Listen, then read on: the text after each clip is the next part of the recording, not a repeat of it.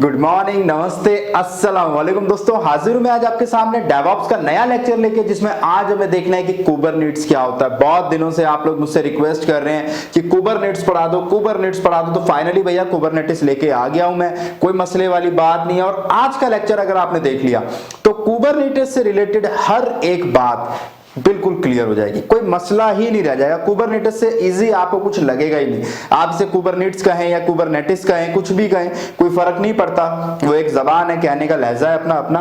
तो मैं कुबरनेटिस कहता हूं। तो कुबरनेटिस की आज कंप्लीट थ्योरी हम यहाँ करने वाले हैं। इसके बाद डिटेल में लैब आने वाली है, कुबरनेटिस को लेकर बहुत सारी चीजें आने वाली हैं।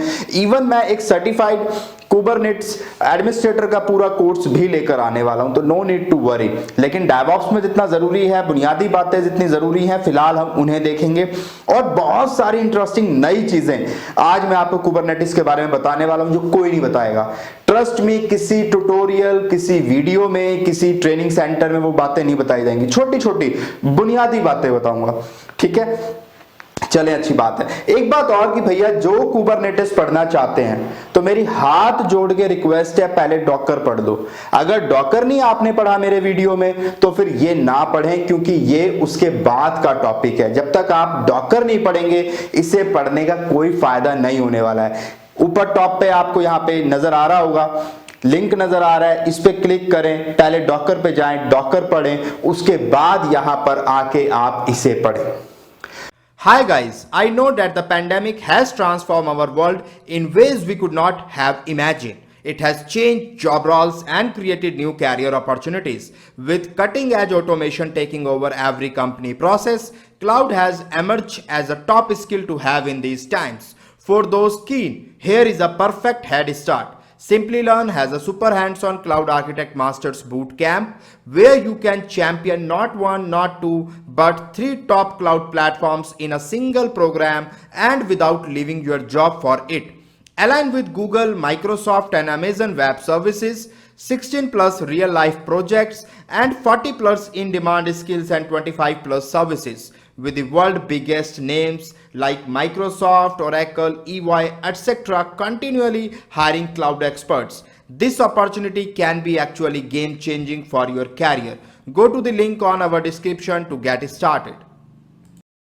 कुबरनेटिस एक डिटेल टॉपिक है, ठीक है। बड़ी इंटरेस्टिंग चीजें हैं कुबरनेटिस। चले मैं आपको ना एक बड़ा दिलचस्प आज आपको एक एग्जांपल देके समझाता हूं कि कुबरनेटिस क्या हो सकता है या क्यों हम इस्तेमाल करते हैं। क्योंकि बड़े सारे लोगों के दिमाग में ना ये एक कंफ्यूजन है कि यार शायद डॉकर कुबरनेटिस दोनों सेम चीजों के लिए इस्तेमाल होती हैं, क्योंकि हमेशा जब भी डॉकर का नाम आता है कुबरनेटिस का नाम आता है, तो ऐसा लगता है कि डॉकर जो काम करता है वही कुबरनेटिस करता होगा। ये भी कंटेनर या इमेजेस क्रिएट करता होगा, या बहुत सारे दिमाग में आपके सवालात आते होंगे। देखिए, अगर आपने डॉकर के लोगों को ध्यान से देखा हो, आप इसके लोगों को ध्यान से देखिए, यहां पे आपको क्या नजर आ रहा है? ये जो मछली सी नजर आ रही है ये एक शिप की फॉर्म में नजर आ रही है। शिप है कि नहीं है? ये शिप है। देखें, एक शिप किसे कहते हैं? वो जो नाव होती है या बड़े बड़े पानी के समंदर में जहाज होते हैं। अब वो जहाज आपको नजर आ रहा है। इस जहाज के ऊपर देखें, आप ध्यान से देखें, कंटेनर रखे हुए हैं। कंटेनर के बारे में हम पढ़ चुके हैं, शिप के बारे में हम पढ़ चुके हैं। अब मैं आपको दिखाता हूं ये लोगो। आप ये वाला लोगो देखें कुबरनेटिस का, ये लोगो दिख रहा है। कुबरनेटिस के इस लोगो में आप देखें, आपको क्या नजर आ रहा है? ये जो चक्कर सा नजर आ रहा है, ये चक्कर और इस जहाज के बीच में कोई रिलेशन नजर आ रहा है? ध्यान से सोचिए। वो नहीं, कप्तान जैक स्पैरो मेरा नाम है, पायरेट्स ऑफ कैरेबियन। आप सोचिए जरा, ये दोनों चीजें वहां पे कहां, किस चीज में काम आती? ध्यान से सोचें। देखें, वहां वो नाव है, पानी का जहाज है, यहां ये कुछ गोल गोल चक्री सी नजर आ रही है। बिल्कुल सही कहा। जिनको नजर आ गया कि वो जो जहाज चलाते हैं उसमें जो स्टीयरिंग होती है, ये देखें, जहाज चलाते हैं उसकी स्टीयरिंग ऐसी होती है कि नहीं होती? होती है, नहीं होती? देखें, आप यहाँ इमेज में आपको नजर आ रहा होगा। अब आप देखें, अब यहाँ पे जो ये कुबरनेटिस का लोगो है ये भी वैसे ही है कि नहीं है? यानी पानी के जहाज को चलाने के लिए, कंट्रोल करने के लिए क्या इस्तेमाल हो रहा है? कुबरनेटिस इस्तेमाल हो रहा है। बात समझ आ गई? कोई मसला? इससे ज्यादा आसान तरीका नहीं हो सकता यह बताने का कि कुबरनेटिस क्यों इस्तेमाल होता है। ठीक है, कुबरनेटिस इस्तेमाल होता है किस लिए? जहाज को चलाने के लिए। कौन से जहाज को? डॉकर के जहाज को, यानी कि कंटेनर्स को मैनेज करने के लिए। कंटेनर मैनेजमेंट टूल होता है कुबरनेटिस, और कुछ भी नहीं है। इससे आसान तरीका नहीं है। कंटेनर मैनेजमेंट टूल, नाम क्या है, नाम पे ध्यान दे जरा, कुबरनेटिस। अब बहुत सारे लोग ना इसको क्या बोलते हैं, K8S बोलते हैं। इसके पीछे क्या लॉजिक है, कौन मुझे बताएगा, जरा सोच के बताएं कि कुबरनेट्स को हम लोग जनरली जो थोड़ा बहुत इंडस्ट्री में काम करते हैं उन्होंने K8S भी इसको देखा होगा, इसका क्या लॉजिक है वो मुझे बताएं। तो चलिए मैं बता देता हूं, कोई टेंशन लेने वाली बात नहीं। देखें, K से स्टार्ट हो रहा है और S से खत्म हो रहा है, ये K है ये S है। यहां पे जिस कॉन्सेप्ट का इस्तेमाल किया गया है वो 1980 के दौरान आईटी इंडस्ट्री में इस्तेमाल किया जा रहा था और उस कॉन्सेप्ट को कहते थे न्यूमेरोनिम्स। ये लोगों ने ना एक नए चलन में, जैसे अब जैसे किसी का नाम होता है सही, आप समझे कि सैयद अहमद बुखारी फॉर एग्जांपल, तो अब हम उसे क्या कहते हैं, बुखारी साहब कहते हैं। किसी का नाम है भूपिंदर राजपूत, हम उसे क्या कहते हैं, राजपूत कहते हैं, पूरा नाम नहीं लेते। या फिर हम कहते हैं BR साहब, है ना, शॉर्ट फॉर्म में कह दिया, है ना। अब और भी कई नाम बना देते हैं तरह तरह से। अब न्यूमेरोनिम से कॉन्सेप्ट आया 1980 में, उन्होंने लोगों ने ना आईटी इंडस्ट्री के अंदर क्या किया, शॉर्ट फॉर्म बनानी शुरू कर दी। और शॉर्ट फॉर्म बनाने का ना एक नया कॉन्सेप्ट लेके आए कि पहला अल्फाबेट और आखिरी अल्फाबेट ले लो और बीच वाले गिन लो। बीच में कितने अल्फाबेट हैं, ये 8 अल्फाबेट है, तो K8S कर दो। तो ये नाम रखने का नया चलन आ गया और कुछ भी नहीं था, एक नया नाम रखने का कॉन्सेप्ट, एक शऊर आ गया लोगों के अंदर कि हमने पहला और आखिरी नाम और बीच में जितने अल्फाबेट्स हैं वो लिख के दे देने हैं। ये बड़ा फेमस था, एक I18N, ये बड़ा फेमस हुआ था I18N। ये क्या था, ये था इंटर नेशनलाइजेशन। आप देखें जरा, नेशनलाइजेशन, LIजेशन, तो ये देखें आप, तो ये I और N, ये पहला ले लिया और बीच में 18 अल्फाबेट्स और थे, तो ये I18N बना दिया, बड़ा पॉपुलर हुआ। तो ये नए चलन में आ गई थी चीजें, है ना। जैसे आजकल आ गई हैं, आप कहते हैं, वो क्या कहते हैं आप, WTF, है ना, ठीक है, चले अच्छी बात है। या फिर आप लॉल कहते हैं, लॉल, है ना। तो ये शॉर्ट फॉर्म्स आजकल चल रही हैं, तो उस जमाने में भी शॉर्ट फॉर्म्स चला करती थी, I18N चलती थी, है ना। ऐसे ही हमने कुबरनेटिस को जो बनाया है वो K8S हम इसे लिखते हैं। उसके पीछे का लॉजिक ये है कि न्यूमेरोनिम्स का इस्तेमाल किया गया। कुबरनेटिस एक ग्रीक वर्ड है, क्या मतलब होता है मैं इसकी हिस्ट्री में बताऊंगा। और मजे की बात, आपने अगर इसका लोगो देखा हो, हालांकि मैं हिस्ट्री जब डिटेल में बताऊंगा तब मैं आपको दिखाऊंगा, इसके लोगो में आप देखना इस तरीके से, वो जो अभी मैं आपको इमेज में दिखा रहा था ना कि इस तरीके से स्टीयरिंग बनी होती है कुछ, सॉरी मैं बना नहीं पा रहा, तो आप वो समझ जाए, मतलब मेरे जज्बात ना, आप वो इस तरीके से जो भी स्टीयरिंग थी इसकी, तो ये स्टीयरिंग बनी हुई है। तो इस स्टीयरिंग में जो है 7 डंडे आपको नजर आएंगे। आपको यहाँ इमेज नजर आ रही होगी, यहाँ पे आप देख ले, मेरे से तो बन नहीं पाई, तो यहाँ आपको 7 डंडे नजर आ रहे होंगे। इन 7 डंडों को क्यों रखा गया, खास तौर पे 7 ही हैं ये। उसका रीजन ये है कि पहले ये जो प्रोजेक्ट जब गूगल ने बनाया था तो उसका नाम था प्रोजेक्ट 7। तो प्रोजेक्ट 7 होने की वजह से बाद में इन्होंने इसको जो है कुबरनेट्स के अंदर जब इसका लोगो बनाया तो वहां पे वो 7 डंडे इन्होंने बनाए ताकि वो प्रोजेक्ट 7 से हमेशा एक इमोशनली कनेक्ट थे। ठीक है, तो बहुत सारी ऐसी दिलचस्प बातें जो शायद आपको नहीं पता कुबरनेट्स के बारे में, आज मैं आपको तफसील से बताने वाला हूं। लेकिन अब टेक्निकल बातें करते हैं और धीरे धीरे कुबरनेट के अंदर डीप एंड डाइव करने लगते हैं। ठीक है, तो चले, अच्छी बात है। तो अब मैं इसको क्लीन करके आपको आगे के कॉन्सेप्ट दिखाता हूं कि आखिर कुबरनेट्स की जरूरत क्यों है, क्या है, कैसे काम करता है, आर्किटेक्चर कैसा है, ढेरों डिटेल में बातें करेंगे। लेक्चर को एंड तक देखने के बाद मैं गारंटी दे रहा हूं कुबरनेट्स का इंटरव्यू से रिलेटेड एक सवाल का जवाब आपके पास होगा। अब देखिए, कुबरनेट्स को समझने के लिए हमें थोड़ा सा पीछे चलना पड़ेगा 10-20 साल पहले, और हमें देखना पड़ेगा कि पहले की सॉफ्टवेयर इंडस्ट्री किस तरीके से काम करती थी। आपको मालूम है कि पहले की सॉफ्टवेयर इंडस्ट्री में जो आर्किटेक्चर या एप्लीकेशंस बनाई जाती थी वो मोनोलिथिक एप्लीकेशंस बनाई जाती थी। अब मोनोलिथिक एप्लीकेशंस, जो लोग नॉन टेक्निकल हैं, जिनको सॉफ्टवेयर की बिल्कुल मालूमात नहीं है, उनके लिए मैं बता दूं कि मोनोलिथिक कुछ नहीं है। मोनोलिथिक का मतलब है, देखिए, मोनो सा मतलब होता है सिंगल और लिथिक का मतलब होता है स्टोन।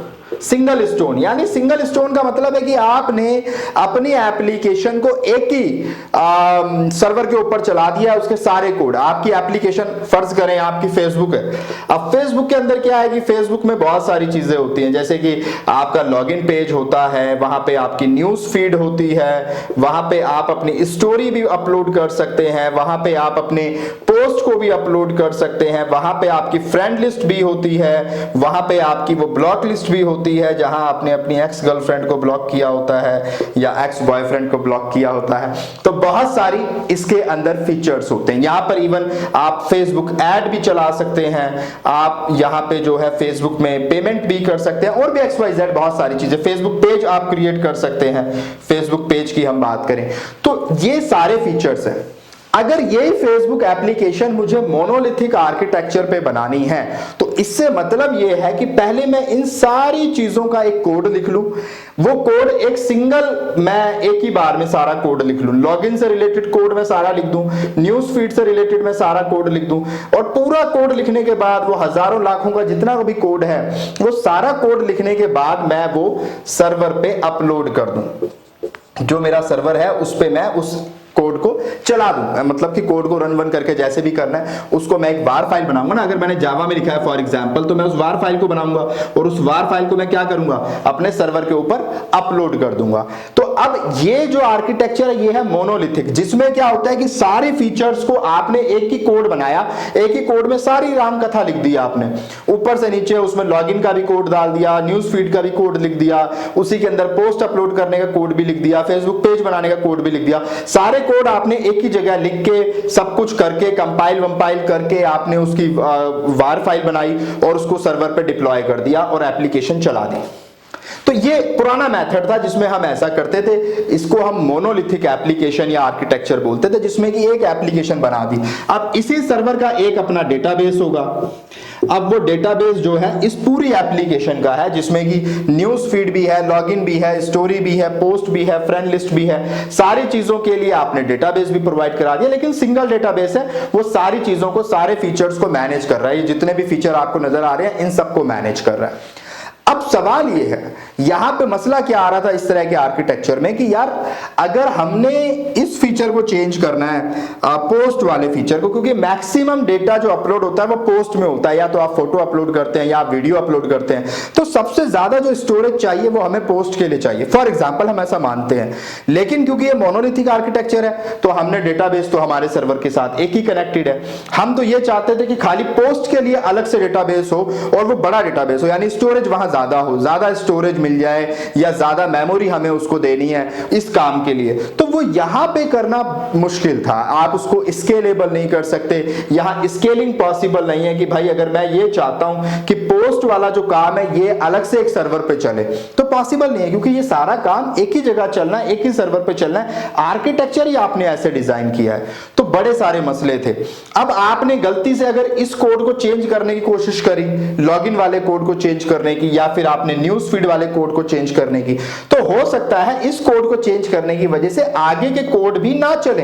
ये पॉसिबिलिटी है, क्योंकि सारे कोड आपस में इंटरकनेक्टेड है, क्योंकि आपने कोड को एक ही बार में सारा लिख दिया है, तो ऊपर वाले कोड से हो सकता है नीचे वाले कोड में एरर आ जाए। तो यहां पे एप्लीकेशंस को डिजाइन करना बहुत कॉम्प्लेक्स था, उनको रन कराना, स्केलेबिलिटी नहीं थी, हाई अवेलेबिलिटी नहीं थी, बहुत सारी चीजें थी जो यहां पर मिसिंग थी। तो इस मसले को सॉल्व कैसे किया गया? इस मसले को सॉल्व किया गया किस कॉन्सेप्ट से, अब मैं उसको बताता हूं। इस प्रॉब्लम को सॉल्व किया गया माइक्रो सर्विसेज से। हमने मोनोलिथिक को रिप्लेस कर दिया माइक्रो सर्विसेज से। जैसा कि नाम से क्लियर है, यहां पे माइक्रो यानी कि छोटी छोटी सर्विसेज क्रिएट की जाती हैं, बजाय एक पूरा बड़ा कोड लिखने के जिसमें ये सारे फीचर्स फेसबुक के लिखे हुए हों। हम क्या करेंगे, हम छोटी छोटी सर्विसेज क्रिएट करेंगे, छोटी छोटी सर्विस। जैसे कि हमने लॉगिन सर्विस एक अलग से बना ली, एक अलग से लॉगिन सर्विस बनाई जिसका कोड हमने इसी में लिखा और इसका आगे हमने इसको रन भी कराया, इसका अपना एक डेटाबेस है और ये लॉगिन सर्विस काम भी कर रही है, रन भी कर रही है, आप ऐसा समझे। अब ऐसे ही हमने न्यूज फीड के लिए एक सर्विस बनाई, इसका सारा कोड लिखा, डिप्लॉय किया, कंपाइल किया, डिप्लॉय किया, रन हो रहा है और इसका अपना एक डेटाबेस है। अब हमने ऐसे ही पोस्ट के लिए एक सर्विस बनाई और इसका अपना एक डेटाबेस है। तो इस तरीके से हमने क्या किया कि हमने माइक्रो सर्विसेज में काम किया, यानी एक बड़े काम को छोटे छोटे टुकड़ों में ब्रेक कर लिया। ऐसा करने से फायदा क्या हुआ? ऐसा करने से फायदा यह हुआ कि अब यह हिस्सा अलग काम कर रहा है, यह अलग काम कर सकता है, यह अपने आप में इंडिपेंडेंटली काम कर सकते हैं। ठीक है, ऐसा करने से बेनिफिट ये हुआ कि अगर फ्यूचर में मुझे इस लॉगिन वाले कोड में कुछ चेंज करना है तो मैं इजीली कर सकता हूं, क्योंकि उसका इसके साथ कोई लेना देना नहीं है। ये एक अलग माइक्रो सर्विस है, ये एक अलग माइक्रो सर्विस है। मैंने एक बड़ी सर्विस को, जो ये पूरी सर्विस फेसबुक की मेरे को बनानी थी, मैंने इस पूरी फेसबुक सर्विस को माइक्रो सर्विस में कन्वर्ट कर लिया, यानी छोटी छोटी सर्विसेज में कन्वर्ट कर लिया। अब मैंने न्यूज फीड की एक सर्विस बनाई, यानी एक कोड लिखा। कोड लिखने के बाद मैंने उसको सर्वर पे उस कोड को चलाया, उसको एक एज अ सर्विस मैंने ट्रीट किया और उसको मैंने सर्वर पे अपलोड कर दिया। तो ये सर्वर है, ये आप ये जो बॉक्स मैंने बनाए हैं इन्हें आप सर्वर मान के चलेंगे। इस सर्वर के ऊपर लॉगिन वाला काम चल रहा है, इस सर्वर के ऊपर न्यूज फीड वाला काम चल रहा है, इस सर्वर के ऊपर पोस्ट वाला काम चल रहा है। इन सर्वर के साथ इनका अपना अपना स्टोरेज या डेटाबेस कनेक्टेड है, जहां पे इनका डेटा स्टोर रहेगा। अगर हमें एक्सेस करना है तो हम कैसे एक्सेस करेंगे? फॉर एग्जांपल, तो हमेशा आपको पता होना चाहिए कि माइक्रो सर्विसेज के लिए हम लोग एपीआई गेटवेज का इस्तेमाल करते हैं, जिनके थ्रू हम इसे एक्सेस कर सकते हैं माइक्रो सर्विसेज को।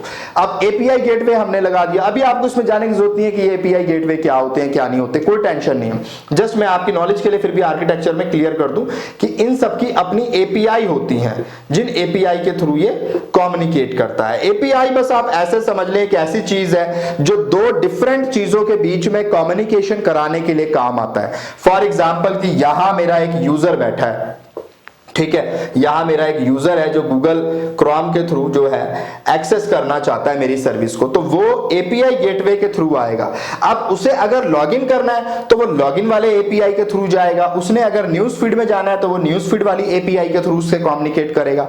तो ये वो बंदे हैं, वो दरबान है जो उस डिपार्टमेंट के बाहर बैठे हुए हैं कि अगर आपने इनसे बात करनी है तो हम आपको परमिशन देंगे तब आप जाएंगे। तो ये वो लोग हैं, ये आप ऐसा समझें, या ये एंट्री पॉइंट है आप ऐसा समझें, ये वो दरवाजे हैं जिसके थ्रू आप इसमें एंटर करेंगे। तो आप एपीआईज के थ्रू बेसिकली इनमें कम्युनिकेट करते हैं। फिलहाल हम इसकी डिटेल में नहीं जा रहे, कोई टेंशन नहीं है। तो माइक्रो सर्विसेज ने क्या किया, हमारा काम आसान कर दिया कि अगर हम इसका कोड अब चेंज करना चाहते हैं तो कर सकते हैं। ये लोग आपस में भी एपीआई के थ्रू कनेक्टेड होते हैं, ठीक है, तो ये आपस में भी अगर इसको इसकी इंफॉर्मेशन चाहिए या इसको इसकी हेल्प चाहिए तो कम्युनिकेट करेंगे।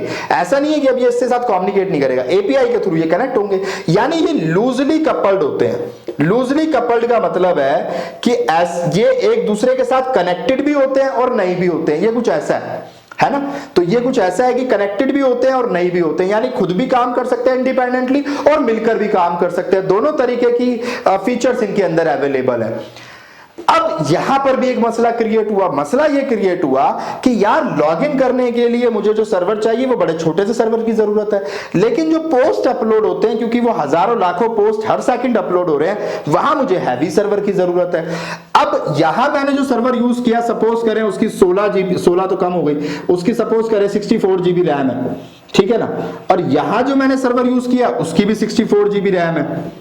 बात समझ आ रही है? अब ये जो 64 GB रैम है ये इसको कम पड़ रही है और इसके हिसाब से 64 GB ज्यादा है, क्योंकि ये मैंने सपोज सारे सेम सर्वर ले रखे हैं हर काम के लिए। तो अब इसको 64 GB बहुत ज्यादा है, इसका तो बेचारे का काम 16 GB से भी चल जाएगा, है ना। लेकिन आप ऐसा नहीं कर सकते कि इसकी बची हुई रैम जो है वो आप इसको प्रोवाइड करा दो, आप इस केस में ऐसा नहीं कर सकते। यानी कि अब ये जो रिसोर्सेज है वो खराब जा रहे हैं।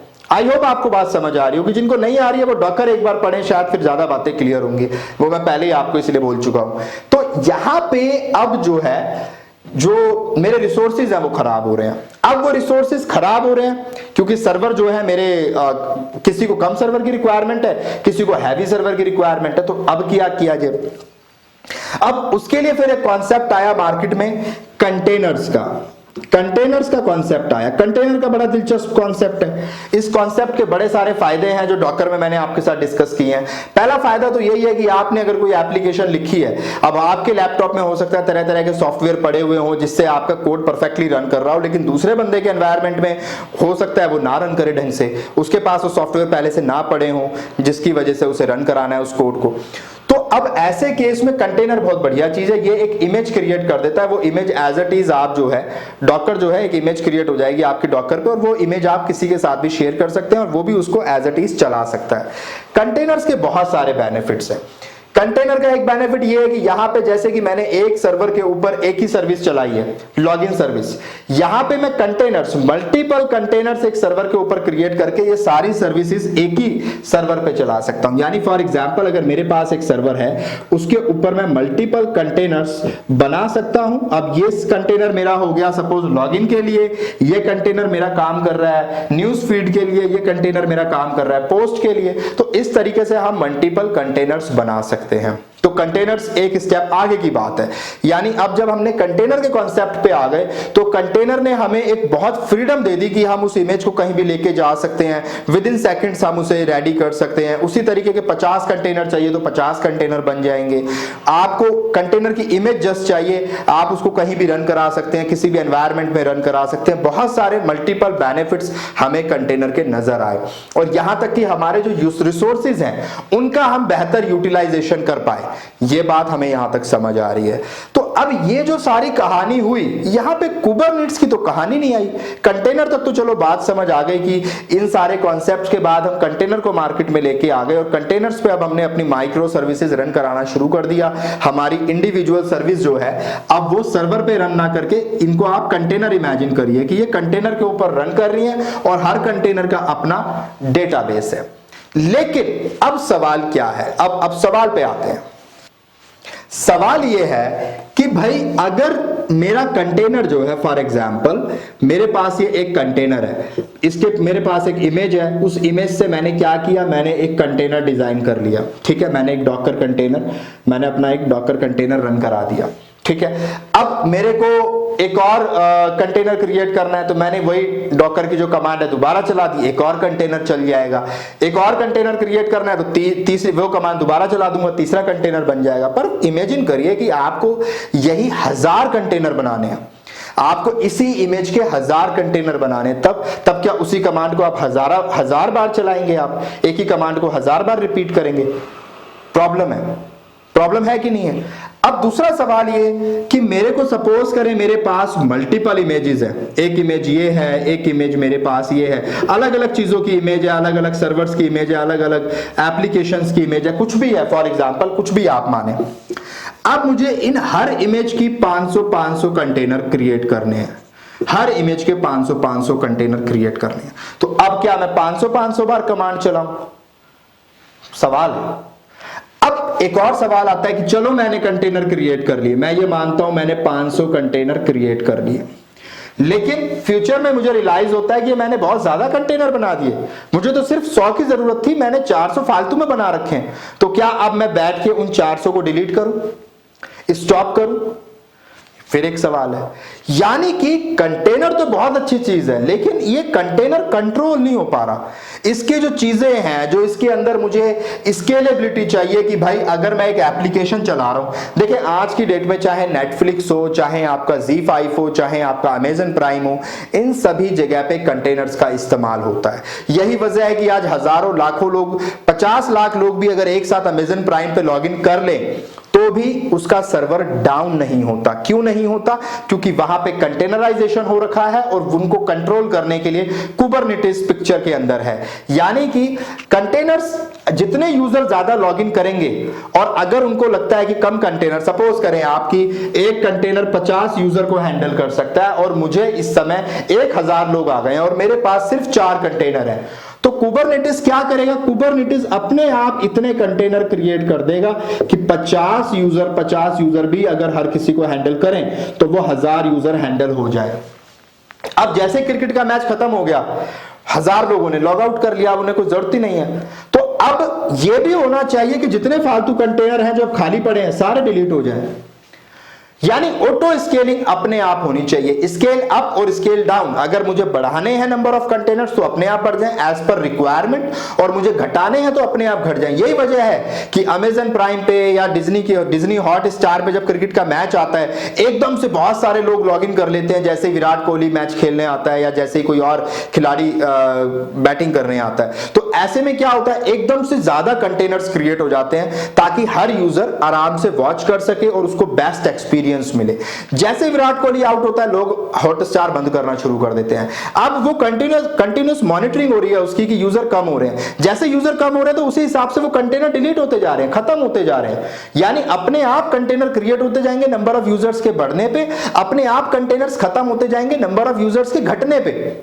इन सारी चीजों को करने के लिए जो सॉफ्टवेयर आप कह लें, जो टूल आप कह लें, जो मार्केट में आया उसी का नाम है कुबरनेटिस। ये काम करता है, वो सारा काम ये करता है।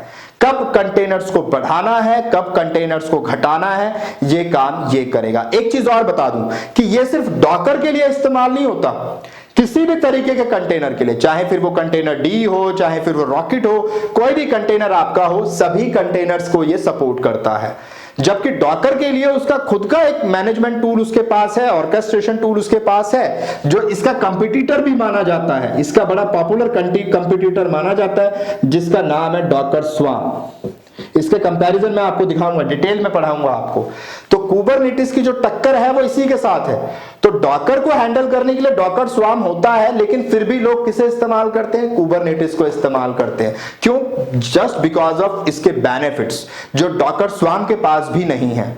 इसको गूगल ने डेवलप किया, बहुत जबरदस्त बनाया, कसम से मजा आ जाएगा आपको। तो डॉकर स्वार्म में भी वो चीजें नहीं है। तो डॉकर स्वार्म से आप सिर्फ डॉकर को मैनेज कर सकते हैं, लेकिन कुबरनेटिस से आप डॉकर को भी कर सकते हैं और भी बाकी मार्केट में जितने तरह के कंटेनराइजेशन टूल्स अवेलेबल हैं उन सबको आप मैनेज कर सकते हैं। यानी कुबरनेटिस को बड़ी बुनियादी भाषा में मैं कहूं, देखिए मैक्सिमम लोग कहते हैं Kubernetes is an orchestration tool. Orchestration ये वो जनरली कहते हैं ऑर्केस्ट्रेशन, लेकिन ये क्योंकि जो अंग्रेजी है वो हमारी बड़ी खराब है, इसीलिए मुझे लेक्चर ही हिंदी में बनाने पड़ते हैं। तो ये ऑर्केस्ट्रेशन जैसा शब्द तो हमें समझ ही नहीं आएगा। तो हम जैसे गरीबों के लिए एक और सिंपल टर्म होती है जिसको कहा जाता है container management tool. Container management tool, containerization management tool या कंटेनर मैनेजमेंट टूल। यानी कंटेनर्स को मैनेज करने के लिए जिस टूल को हम इस्तेमाल करते हैं उसका नाम है Kubernetes. I hope picture clear होगी कि कुबरनेटिस से क्या किया जाता है। इसीलिए वो लोग जो कुबरनेटिस को डॉकर के साथ कंपेयर करते हैं बिल्कुल ना करें, क्योंकि डॉकर एक कंटेनराइजेशन टूल है जो कंटेनर्स बनाता है, इमेजेस बनाता है। कुबरनेटिस इमेजेस नहीं बनाता। कुबरनेटिस कंटेनर्स के क्लस्टर बनाता है। कुबरनेटिस कंटेनर्स को मैनेज करता है। कुबरनेटिस कंटेनर्स को स्केलेबिलिटी प्रोवाइड कराता है।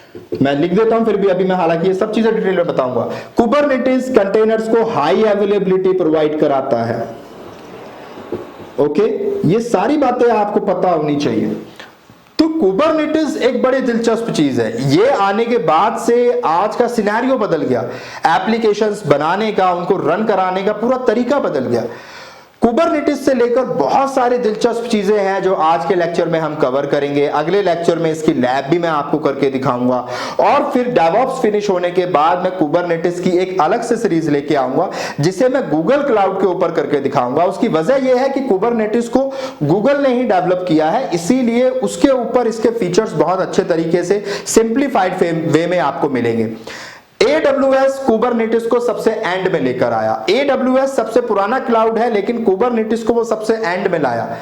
कुबरनेटिस क्योंकि गूगल का प्रोडक्ट है इसलिए गूगल क्लाउड इसको सबसे पहले लाया था। उसके बाद इसे माइक्रोसॉफ्ट एज्योर ने अडॉप्ट किया और उसके पास भी ये सपोर्ट आ गया कि वो कुबरनेटिस को आपको एज्योर क्लाउड पे मिल जाएगा। और अब AWS के अंदर भी आपको अमेजन EKS के नाम से मिल जाएगा। तो ये चीजें आपको मिल जाएंगी, लेकिन गूगल क्लाउड पे ज्यादा सिंप्लीफाइड है। तो अभी की लैब तो मैं आपको अमेजन पे ही कराऊंगा, लेकिन फ्यूचर में मैं आपको गूगल क्लाउड का अकाउंट ओपन करना सिखाऊंगा। और उसके बाद पूरा CKA का जो सर्टिफिकेशन है, सर्टिफाइड कुबरनेट एडमिनिस्ट्रेटर, उसका पूरा कंटेंट मैं आपको गूगल क्लाउड पे करके दिखाऊंगा और दिलचस्प तरीके से हम लोग करेंगे। और आज का लेक्चर बेहद दिलचस्प होने वाला है। अभी तो जस्ट कहानी का आगाज हुआ है, अभी तो अंजाम तक हमें जाना है। तो चले अब मैं आपको प्रॉपर थ्योरी के साथ बुनियादी बातें बताता चलता हूं और एक्सप्लेन करता हुआ चलता हूं। कुबरनेट्स की अगर स्टैंडर्ड डेफिनेशन की बात करें तो Kubernetes is an open source container management tool. ये बात ध्यान देने वाली बात है, container management tool which automates container deployment, container scaling and load balancing. यानी कंटेनर चाहे डिप्लॉय करने हो, चाहे उनकी ऑटो स्केलिंग करनी हो, चाहे मतलब कि कंटेनर्स को बढ़ाना या घटाना, या फिर उनका लोड बैलेंस करना हो कि अगर मेरे पास 10 कंटेनर है तो सबके पास इक्वल नंबर ऑफ रिक्वेस्ट जानी चाहिए। ऐसा नहीं कि एक बंदा बहुत ज्यादा काम कर रहा है, बहुत ज्यादा रिक्वेस्ट को सर्व कर रहा है और एक बंदा बिल्कुल आइडल या खाली बैठा है, ऐसा नहीं होना चाहिए। तो सब पे इक्वली जाए। देखिए क्लाउड के केस में अगर हमने EC2 इंस्टांसेस लिए हैं, 10 EC2 इंस्टांसेस हमने क्रिएट किए हैं, तो उनके ऊपर हम एक लोड बैलेंसर लगा देते हैं ताकि वो सारे EC2 इंस्टांसेस पर इक्वली लोड को डिस्ट्रीब्यूट करे।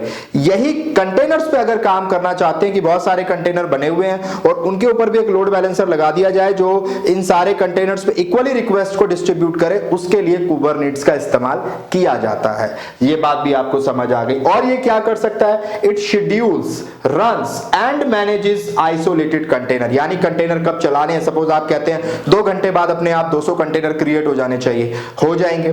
आप चाहते हैं कि मेरे जो कंटेनर है वो 1 घंटे के बाद चालू हो या 1 घंटे के बाद रन करें, हो जाएंगे। आप कहते हैं कि मेरे कंटेनर्स जो है हर 1 घंटे के बाद डिलीट होते जाए 5-5 कंटेनर, और सुबह के टाइम में डिलीट हो जाए, रात के टाइम में क्रिएट हो जाए। जिस भी तरीके की कॉन्फ़िगरेशन आप करना चाहते हैं आप कर सकते हैं। तो यहां पे it schedules, run and manages isolated containers. Isolated containers का मतलब है कि हर कंटेनर अपने आप में एक सर्वर है, आप ऐसा समझ के चलें, वो अपने आप में काम कर रहा है, उसके अंदर माइक्रो सर्विस चल रही है। तो वो आइसोलेटेड कंटेनर्स को ये कंट्रोल करता है, शेड्यूल करता है, which are running on virtual physical cloud machines. ये एक इंपॉर्टेंट चीज है।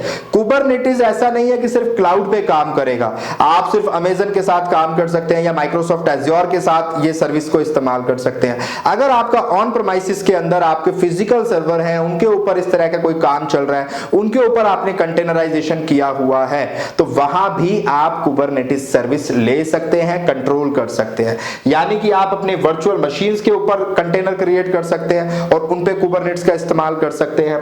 फिजिकल सर्वर्स के ऊपर भी आप ये काम कर सकते हैं और क्लाउड पे जो आपने मशीनें बनाई हैं, जो EC2 इंस्टांस क्रिएट किए हैं, उन पर भी आप इसका इस्तेमाल कर सकते हैं। लेकिन एक बुनियादी बात जो आपको पता होनी चाहिए वो ये है कि कुबरनेटिस अकेले काम नहीं करता, क्योंकि वो किनको कंट्रोल करता है, डॉकर को, यानी कंटेनर्स को। डॉकर ही नहीं, कोई भी कंटेनर सर्विस हो सकती है, तो वो कंटेनर्स को कंट्रोल करने के काम आता है। तो कंटेनर्स होंगे तभी कुबरनेट होगा पिक्चर में। अगर कंटेनर ही पिक्चर में मौजूद नहीं है तो कुबरनेटिस का कोई काम नहीं है, ठीक है ना। फिल्म में अगर हीरोइन है तो ही विलन होगा, नहीं तो विलन खाली हीरो से लड़ने का भी फिल्म में नहीं आया। आप लिख के ले लो मेरे से, जिस फिल्म में हीरोइन नहीं है उस फिल्म में विलन भी नहीं होता।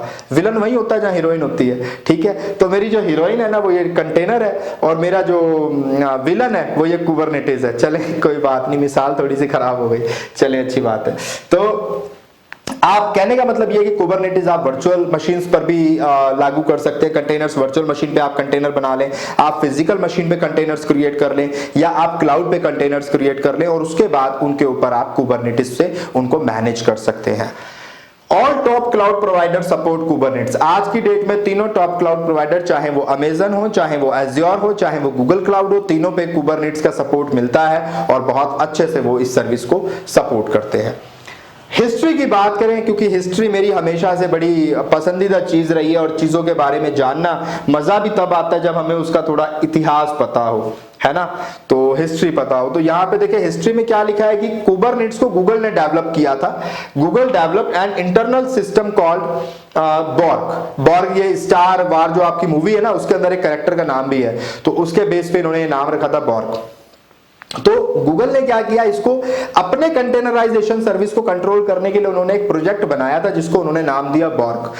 उसके बाद उन्होंने लेटर इसका नाम बदल के ओमेगा भी किया बीच में, to deploy and manage 1000 Google applications. तो एक्चुअली गूगल इंटरनली इस सर्विस का इस्तेमाल कर रहा था, उन्होंने अपने खुद के कंटेनर्स को कंट्रोल करने के लिए यह प्रोजेक्ट स्टार्ट किया था। और उसी में एक बंदा भी था उस प्रोजेक्ट के अंदर जिसका नाम कुबर था, जिसके नाम पे कुबरनेटिस आया है, ठीक है। And services on their cluster. Cluster क्या होता है? क्लस्टर आप ऐसा समझें कि ग्रुप ऑफ कंटेनर्स आप कह लें, फिलहाल बेसिक बुनियादी बात समझने के लिए।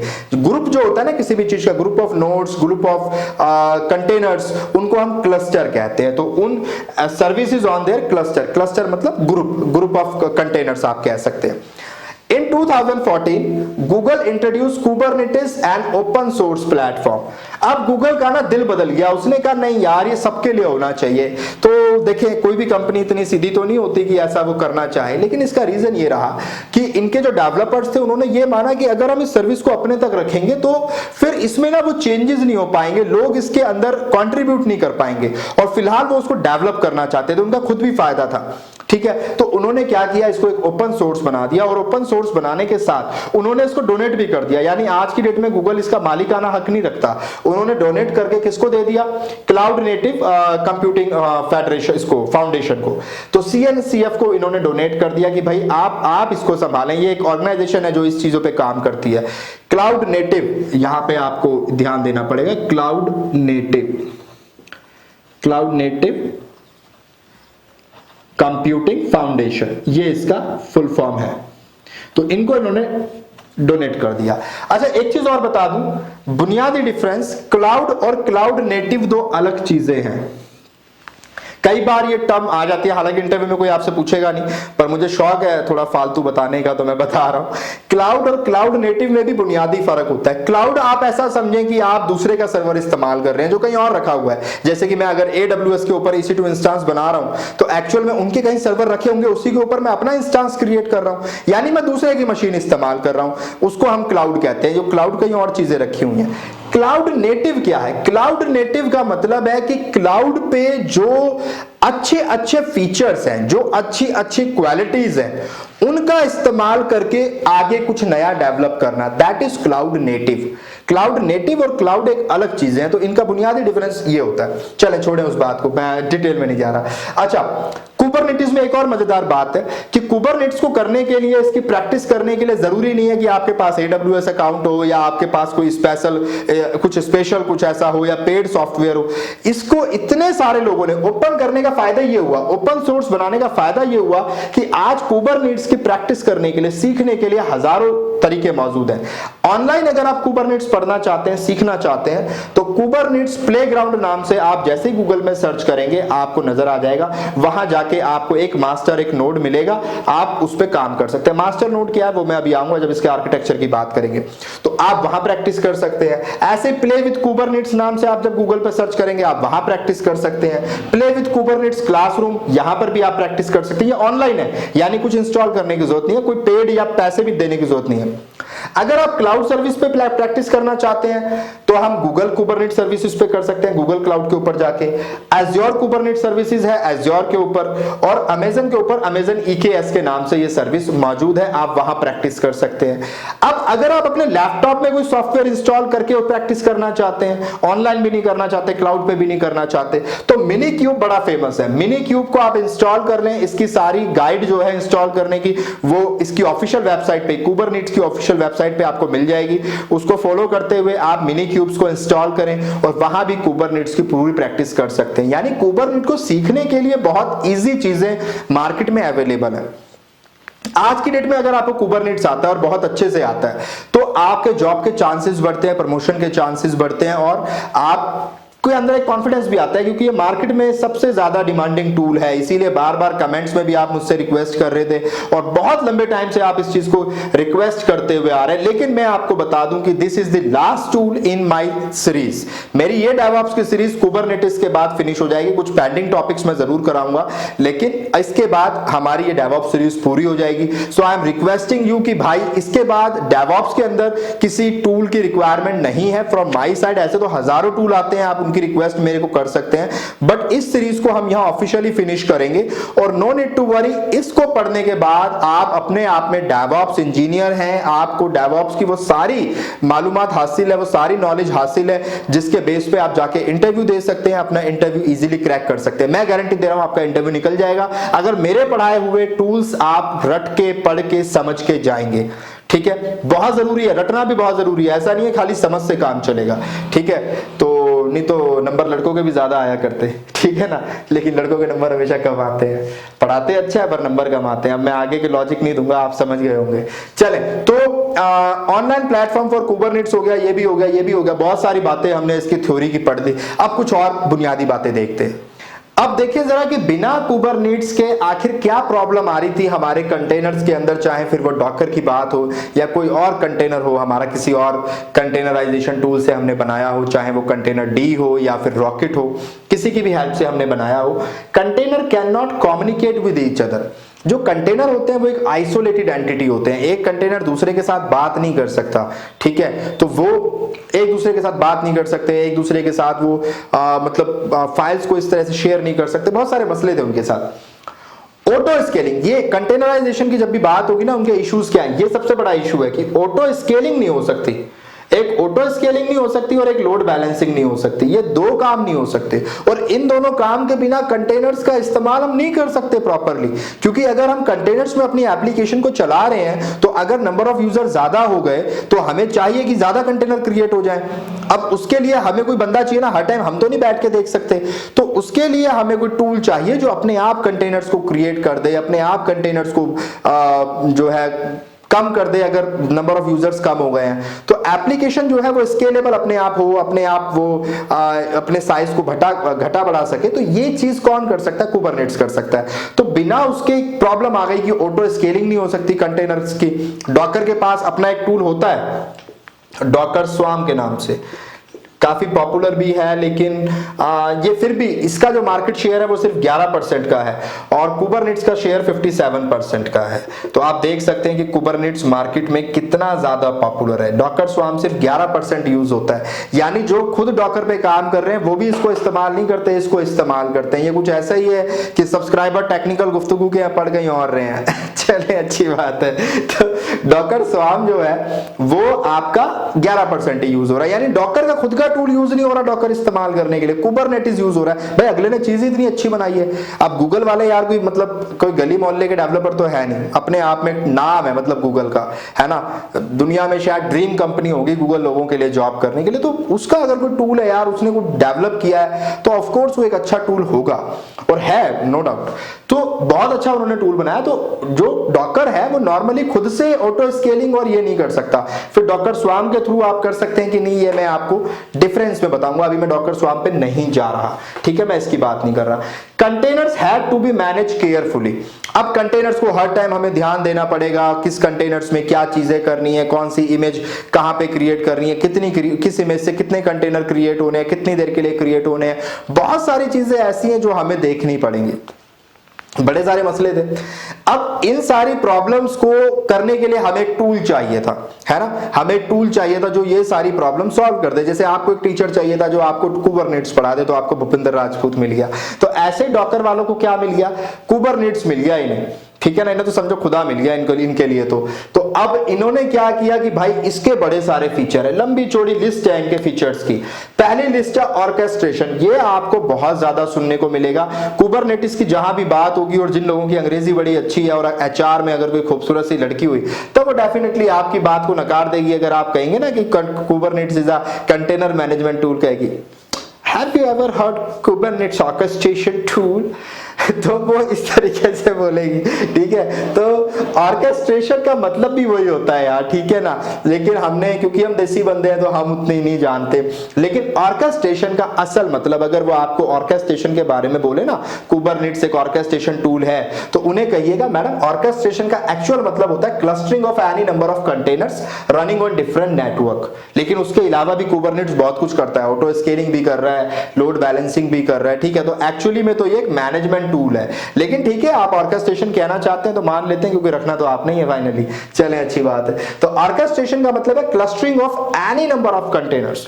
आप क्लस्टर बना सकते हैं एनी नंबर ऑफ कंटेनर्स। आप क्लस्टर भी किस हिसाब से बनाए, रनिंग ऑन डिफरेंट नेटवर्क। इससे मतलब क्या है, इससे मतलब यह है कि एक कंटेनर तो चल रहा है मेरा ऑन प्रीमाइसेस में, एक कंटेनर चल रहा है मेरा वर्चुअल मशीन पे, और एक कंटेनर चल रहा है मेरा क्लाउड में, और उन तीनों कंटेनर का मैंने मिला के एक क्लस्टर बना दिया, तो मैं ऐसे क्लस्टर बना सकता हूं। अगर इंटरव्यू में ये सवाल आ जाए कि क्या कुबरनेट्स हाइब्रिड क्लाउड पे काम करेगा, जहां एक मशीन मेरी या एक कंटेनर मेरा ऑन प्रीमाइसेस सर्वर पे है और एक कंटेनर मेरा क्लाउड पे है, ऑफ कोर्स कुबरनेट्स आज की डेट में उनको भी सपोर्ट करता है। कुबरनेट्स हाइब्रिड क्लाउड को सपोर्ट करता है, कुबरनेट्स आपके वर्चुअल एनवायरनमेंट में सपोर्ट करता है, ऑन प्रीमाइसेस में सपोर्ट करता है।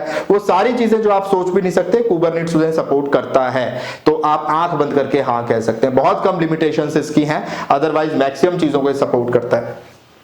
ऑटो स्केलिंग सबसे बड़ा फीचर। ऑटो स्केलिंग का मतलब क्या है, यहां पे दो तरीके की स्केलिंग ये कर सकता है। ये वर्टिकल स्केलिंग भी कर सकता है और ये आपकी हॉरिजॉन्टल स्केलिंग भी कर सकता है। कुबरनेट्स दोनों तरीके की दोनों तरह की ऑटो स्केलिंग कर सकता है, जो बहुत बड़ा फीचर है।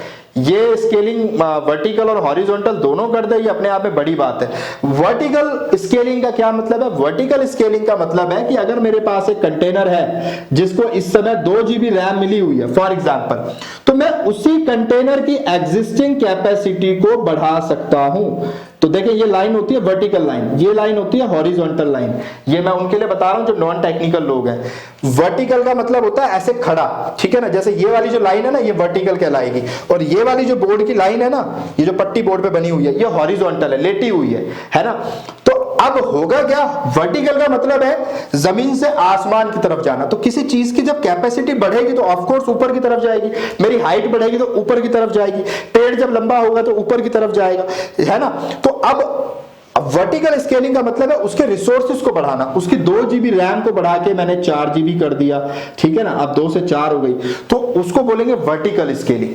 हॉरिजॉन्टल का मतलब है इस तरीके से बढ़ना। इस तरीके से मतलब क्या है कि एक कंटेनर मेरे पास है, मैंने एक और क्रिएट कर दिया, इसकी भी 2 GB रैम थी, इसकी भी 2 GB रैम है, तो अब भी मेरे पास 4 GB टोटल आ गई, लेकिन अलग तरीके से। मैंने इसकी कैपेसिटी को नहीं बढ़ाया, बजाय इसके मैंने एक और कंटेनर क्रिएट कर दिया। देखिए, इसकी मिसाल आप ऐसे समझे कि एक कंपनी के अंदर 2 तरीके हैं काम कराने के। एक तो जो एग्जिस्टिंग बंदा है, मैं उसको बोलूं 50,000 रुपए एक्स्ट्रा ले लो, अब ये काम तुम करोगे, वो खुश होकर करेगा, बोलेगा यार पैसे बढ़ गए, मैं तो ये काम भी करने को तैयार हूं, मुझे क्या दिक्कत है। दूसरा तरीका क्या है, कंपनी उन 50,000 से नया बंदा खरीद ले, उससे वो काम कराए। तो दोनों तरीके हैं। पहला वर्टिकल स्केलिंग, जिसमें उसी बंदे को वो काम देके, ज्यादा पैसे देके काम कराया जा रहा है, उसको उसी को अपग्रेड कर दिया, उसी की स्केलिंग कर दी। दूसरा है उसके बगल में एक और बंदा लाके खड़ा कर दिया, वो अब उस काम को करेगा, काम अब भी हो रहा है। तो दोनों तरीके से काम हो रहा है आपका। तो वर्टिकल स्केलिंग, हॉरिजॉन्टल स्केलिंग, दोनों तरह की स्केलिंग कुबरनेट्स में की जा सकती है। आप एग्जिस्टिंग कंटेनर की कैपेसिटी को बढ़ा सकते हैं, उसके सीपीयू को बढ़ा सकते हैं, रैम को बढ़ा सकते हैं, और आप उनमें नए कंटेनर्स भी क्रिएट कर सकते हैं। प्रेफरेबल जो होता है वो हॉरिजॉन्टल होता है, इसी को प्रेफर किया जाता है, वर्टिकल को कभी प्रेफर नहीं किया जाता। रीजन ये है कि वर्टिकल एक लिमिट तक करोगे, वर्टिकल भी अनलिमिटेड नहीं कर सकते आप, एक लिमिट तक करोगे भाई। उस सर्वर पे जहां पे वो कंटेनर बने हैं उसकी मैक्सिमम कैपेसिटी वो रीच हो जाएगी। एक सर्वर सपोज करें आपने एक EC2 इंस्टेंस लिया जिसके अंदर 264 जो है जीबी रैम है फॉर एग्जांपल। अब 264 GB से ज्यादा तो नहीं आप बढ़ा सकते ना, यानी EC2 इंस्टेंस की अपनी कैपेसिटी है, उसके अंदर कंटेनर चल रहे हैं, और कंटेनर रिसोर्सेज कहां से ले रहे हैं, ऑफ कोर्स यहीं से ले रहे हैं, आपको पता है जो लोग डॉकर पढ़ चुके हैं। तो भाई इससे ज्यादा तो नहीं ये कंटेनर कैपेसिटी बढ़ा सकते। तरीका क्या है फिर? तरीका यही है फिर कि नए EC2 इंस्टेंस क्रिएट किए जाएं, है ना। तो खाली कंटेनर नहीं, कुबरनेट्स नए EC2 इंस्टेंसेस भी क्रिएट करवा देगा और उनके ऊपर नए कंटेनर भी क्रिएट कर देगा। तो कुबरनेट्स बहुत अच्छे से काम करता है। वो EC2 इंस्टेंसेस की भी जरूरत है, अगर नए EC2 इंस्टेंसेस क्रिएट करने की, तो वो भी करवा सकता है। लोड बैलेंस करना है। अब भैया लोड बैलेंस का मतलब क्या है कि मेरे पास 2 कंटेनर है, इसके पास 10 रिक्वेस्ट आई हैं तो इसके पास भी 10 जानी चाहिए। ऐसा नहीं होना चाहिए कि 20 की 20 रिक्वेस्ट यही बंदा हैंडल कर रहा है, ये खाली बैठा हुआ है, ऐसा नहीं होना चाहिए। तो लोड बैलेंस होना चाहिए, जो भी काम आ रहा है वो इक्वली डिस्ट्रीब्यूट होना चाहिए सभी कंटेनर्स के पास, वो भी ये करता है। प्लेटफॉर्म इंडिपेंडेंट है, यानी कि क्लाउड पे काम हो रहा हो, वर्चुअल एनवायरनमेंट में काम हो रहा हो, या फिर फिजिकल एनवायरनमेंट में यानी आपके ऑन प्रीमाइसेस में काम हो रहा हो, तीनों जगह कुबरनेट्स का आप इस्तेमाल कर सकते हैं। फॉल्ट टॉलरेंस है। फॉल्ट टॉलरेंस ये एक बड़ा अच्छा फीचर है कि अगर आपका कोई कंटेनर फेल हो गया या कोई आपकी नोड फेल हो गई, ठीक है, आपका नोड फेल हो गया, पोड फेल हो गया, पोड एक कॉन्सेप्ट होता है इसके अंदर, स्मॉलेस्ट यूनिट ऑफ कुबरनेट्स आप इसे कहते हैं, तो इसका कॉन्सेप्ट भी हम बताएंगे, बहुत दिलचस्प और इंपॉर्टेंट है। लेकिन आप फिलहाल इतना याद रखें कि कोई सर्वर डाउन हो गया तो उसकी जगह नया सर्वर क्रिएट करने की जिम्मेदारी भी तो होगी ना, कुबरनेटिस वो काम भी करता है। अगर उसे वो लगातार सेंस करता रहता है कि कोई कंटेनर फेल हो गया है तो उसकी जगह नया कंटेनर क्रिएट करना है। एक्चुअली ये कंटेनर को कभी रीड नहीं करता, ये सॉरी मैं गलत बता गया, पॉड को रीड करता है, पर क्योंकि अभी आपने पॉड पढ़ा नहीं है इसलिए मैं कंटेनर की बात कर रहा हूं। तो कुबरनेटिस हमेशा सेंस करता रहता है, कोई भी पॉड अगर फेलियर होता है तो वो नया पॉड क्रिएट करता है। यानी वो हमेशा कोशिश करता है कि कोई भी सर्वर पॉड कोई भी फेलियर अगर आ रहा है कहीं पे तो उसकी जगह नया क्रिएट कर दिया जाए ताकि कोई प्रॉब्लम ना आए। रोल बैक, ये एक बड़ा अच्छा फीचर है। आपने सपोज करें कोड लिखा, कोड लिखने के बाद आपने एप्लीकेशन रन कराई, फिर आप एक नया वर्जन लेके आए, आपने फिर उसको रन कराया, अब उसके बाद एक और वर्जन लेके आए, अब आपने फील किया कि यार ये वर्जन अच्छा नहीं है, पुराना वाला अच्छा था, तो पुराने वर्जन पर भी आप वापस जा सकते हैं। कुबरनेटिस में ये फीचर अवेलेबल है कि आप पुराने फीचर्स पे प्रीवियस वर्जन्स पे अपने वापस जा सकते हैं, नए वर्जन पे भी आ सकते हैं, जो प्रीवियस आप इस्तेमाल कर रहे थे उसे भी आप दोबारा रिकवर कर सकते हैं। Health monitoring of containers, containers की लगातार हेल्थ मॉनिटरिंग करता है, कोई भी कंटेनर फेल होता है तो उसकी जगह नया ये क्रिएट करता है, तो ये इसकी जिम्मेदारी होती है। बैच एग्जीक्यूशन, ये एक बड़ा अच्छा फीचर है। आपको पता है कि आप कोई भी कोड या प्रोग्राम लिखते हैं तो बैक एंड में रन होता रहता है। कुबरनेटिस के अंदर भी आप बैच प्रोसेसिंग कर सकते हैं। आपने बहुत सारे कोड लिखे, बहुत सारे, इसमें एक्चुअली कुबरनेटिस में जो काम होता है ना, मैं आपको एक और चीज बता दूं, वो या तो जेसॉन में होता है या वो YAML के अंदर होता है। YAML आप पढ़ चुके हैं ऑलरेडी एनसिबल के अंदर, तो कुबरनेटिस के अंदर भी जो स्क्रिप्ट लिखी जाती है वो YAML में लिखी जाती है और उस स्क्रिप्ट का नाम क्या होता है, मैनिफेस्ट। ये सब मैं अभी आपको वैसे पढ़ाऊंगा। जैसे शेफ के अंदर कोई भी काम हमें कराना है तो हम रेसिपी लिखते थे, ऐसे ही कुबरनेटिस के अंदर हम मैनिफेस्ट लिखते हैं और उसके अंदर YAML के अंदर वो सारी चीजें लिख देते हैं कि ये काम ऐसे ऐसे होना है। तो बैच एग्जीक्यूशन में हम वो सारे काम लिख देंगे कि ये काम ऐसे ऐसे होने, और बैक एंड पे वो होते रहते हैं। अब आपने बहुत सारे लिख दिए, चीजें लिख दी कि भाई आधे घंटे बाद ये काम होना है, 2 घंटे बाद ये काम होना है, 3 घंटे बाद ये काम होना है, तो वो ऑटोमेटिक बैक एंड पे उस काम को करता रहेगा। आप वो बैच प्रोसेसिंग करता रहेगा, बैच एग्जीक्यूशन चलता रहेगा। वो वन टाइम भी हो सकता है, एक ही बार में सारा बैच प्रोसेसिंग कर दे।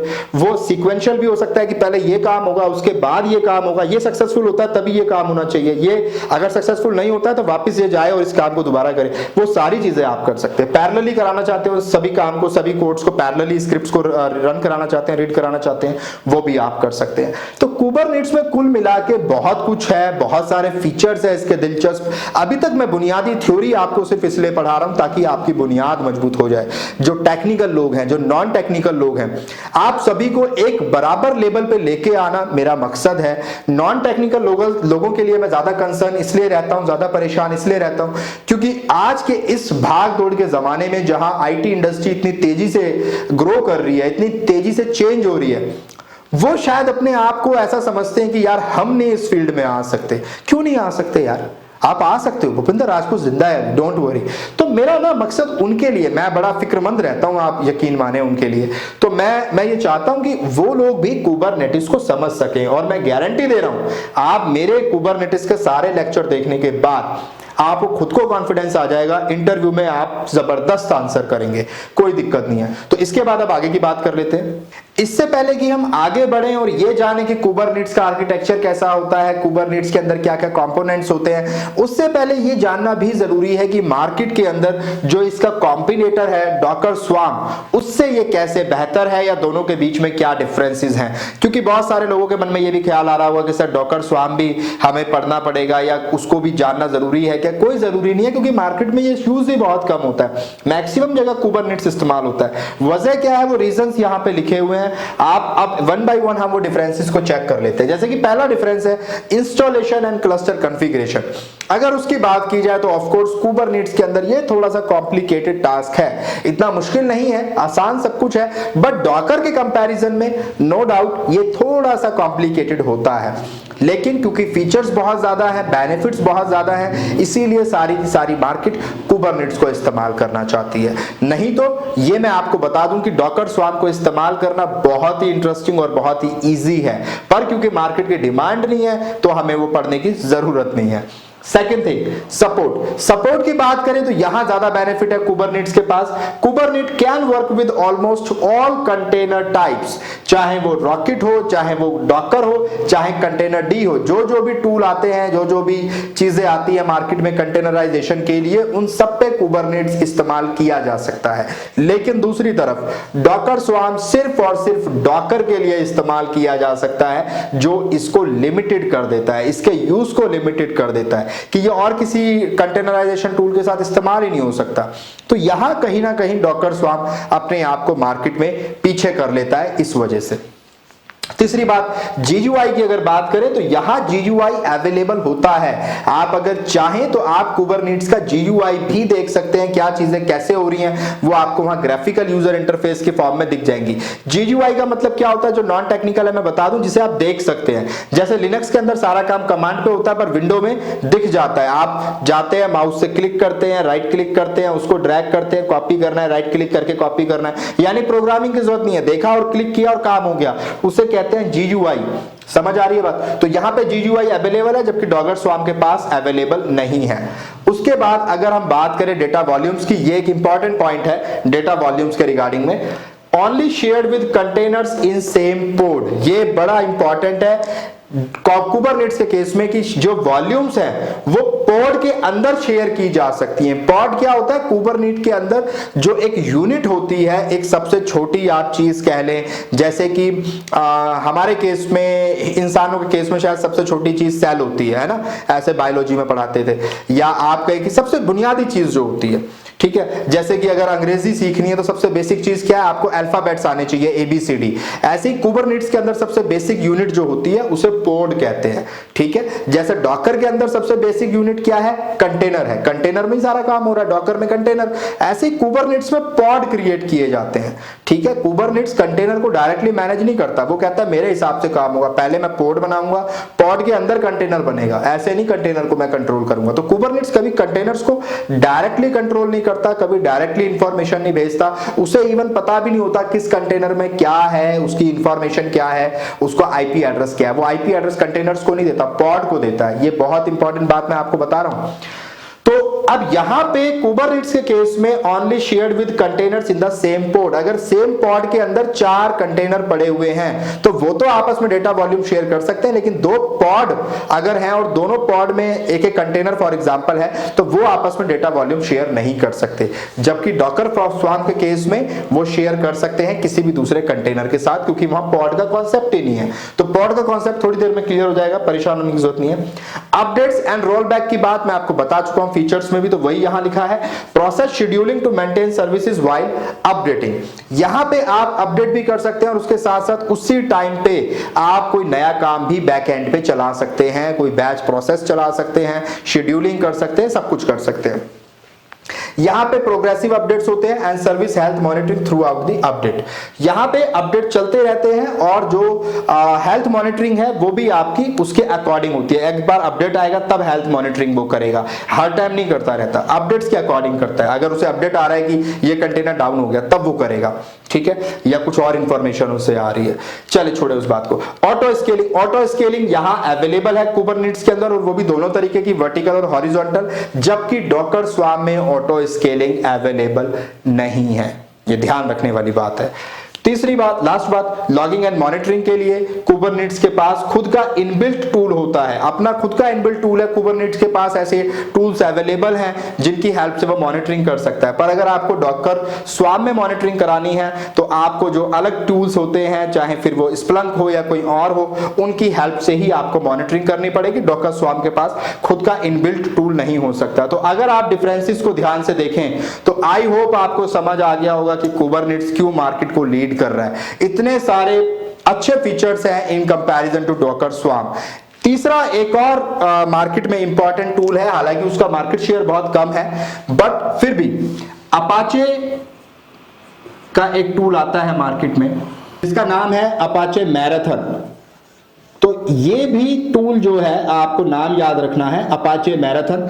ये भी टूल जो है आपका ये काम करता है, एक ऑर्केस्ट्रेशन टूल है, या आप कह लें कि कंटेनर मैनेजमेंट टूल है। तो कुबरनेट्स, डॉकर स्वाम, अपाचे मैराथन, तीनों ही कंटेनर मैनेजमेंट टूल हैं, लेकिन लीड कौन कर रहा है? कुबरनेट्स कर रहा है। किसने बनाया है? गूगल ने बनाया है। किस लैंग्वेज में बनाया है? चले ये सवाल आपसे पूछता हूं, चले बताएं, ये जो कुबरनेट्स को लिखा गया है किस प्रोग्रामिंग लैंग्वेज में लिखा गया है? कौन मुझे बताएगा? उसको मेरी तरफ से क्या दें? चले आप, चले मेरी तरफ से थम्स अप, ठीक है, या उसको मैं जो है क्या कहें? चले आप अपने सोच लीजिए, जल्दी से जब आप सोचें। आई थिंक आपने सोच लिया होगा, जिनको पता होगा ठीक है, जिनको नहीं पता कोई बात नहीं, मैं बताऊंगा तभी तो पता चलेगा। कुबरनेट्स को लिखा गया है जिस लैंग्वेज में, उस लैंग्वेज का नाम है गोलैंग। जी हाँ, ये बड़ी फेमस लैंग्वेज है गोलैंग, लेकिन ये अभी मार्केट में इतनी यूज नहीं हो रही है। आपने पाइथन का नाम सुना है, सी का नाम सुना है, लेकिन गूगल चाहता है इसको प्रमोट करना, क्योंकि गूगल ने इसको बनाया है, गूगल की ही लैंग्वेज है, गूगल ने इसीलिए कुबरनेट्स को भी जानकर गोलैंग में लिखा है। तो गोलैंग आने वाले टाइम में इसका फ्यूचर है, आप देखें तो गोलैंग के अंदर कुबरनेट्स को लिखा गया है। कुबरनेट्स दो तरीके की स्क्रिप्ट को सपोर्ट करता है, वो भी मैं आपको बता देता हूं, बार बार बता रहा हूं ताकि याद रहे। जेसॉन में भी आप लिख सकते हैं, इसके अंदर जो इसकी मैनिफेस्ट लिखी जाती है, या फिर आप YAML में लिख सकते हैं, येट अनदर मार्कअप लैंग्वेज, जो बेहद फेमस है, बेहद आसान है, ह्यूमन रीडेबल फॉर्मेट में लिखी जाती है। तो ये सारी बातें आपको आई होप क्लियर हो गई होंगी। अब इससे आगे की बात कर लेते हैं। अब देखें कुबरनेट्स का एक हाई लेवल आर्किटेक्चर देख लेते हैं कि मोटा मोटा तौर पे कुबरनेट्स के अंदर क्या चीजें होती हैं, उनको जरा एक बार समझने की कोशिश करते हैं कि कुबरनेट्स में क्या क्या चीजें होती हैं। देखिए कुबरनेट्स के अंदर सबसे पहले आप एक क्लस्टर बना लें। क्लस्टर का मतलब क्या है अभी मैं बता रहा हूं। देखिए ये जैसे कि मैंने एक क्लस्टर बनाया है कुबरनेट्स के अंदर, तो कुबरनेट्स का क्लस्टर किन दो चीजों से मिलकर बनता है, मास्टर और स्लेव, यानी कि यहां पे उन्हें हम वर्कर कहते हैं। वर्कर कह लो, स्लेव कह लो, नोड कह लो, कुछ भी आप कह सकते हैं। तो कुबरनेट का जो क्लस्टर बनेगा वो दो चीजों से मिलकर बनेगा, यानी कि मास्टर और ये आपकी नोड आप इन्हें कह लें, वर्कर आप इन्हें कह लें, कुछ भी आप इन्हें कह सकते हैं, वर्कर आप इन्हें कह लें। ये नोड आपकी 2 हो जाएगी, ये नोड आपकी 3 हो जाएगी, कुछ भी आप कह सकते हैं। तो इससे एक बात आपको क्या पता चली कि कुबरनेट्स जो है वो किस तरीके का आर्किटेक्चर फॉलो करता है, मास्टर स्लेव आप कह लें या फिर आप इसे क्लाइंट सर्वर कह लें, इस तरह का मॉडल ये फॉलो करता है। क्लाइंट सर्वर मॉडल कह लें या मास्टर स्लेव, एक ही बात है। जैसे कि शेफ के अंदर भी हम लोग करते थे, वहां पर भी यही मॉडल होता था।